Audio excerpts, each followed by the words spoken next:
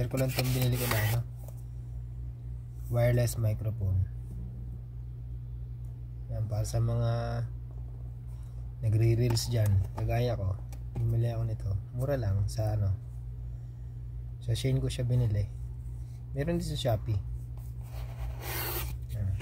Maganda siya. Hindi nga lang ito yung mga mga original na wireless mic na ginagamit ng mga talagang vlogger. Pero okay na din to, malakas. Na-try ko na Ito, dalawa siya. Pwedeng pag nalobat yung isa, meron ka pang isang extra. Tatry natin. Madali lang siyang gamitin. Ready to connect. Try natin. Ayan guys, ito na binuhay ko na siya. Ayan na, ilaw na. Pag nailaw na yan, okay na yan. Tapos ito ang kailangan. Kakabit natin dito sa cellphone.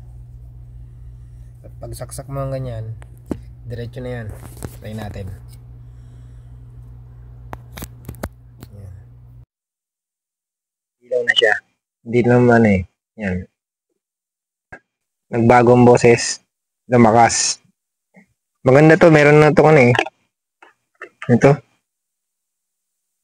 Yan. Easy to connect.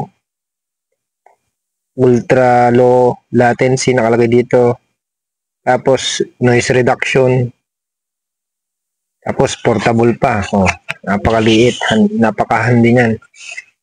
Hindi siya sagabal. Tapos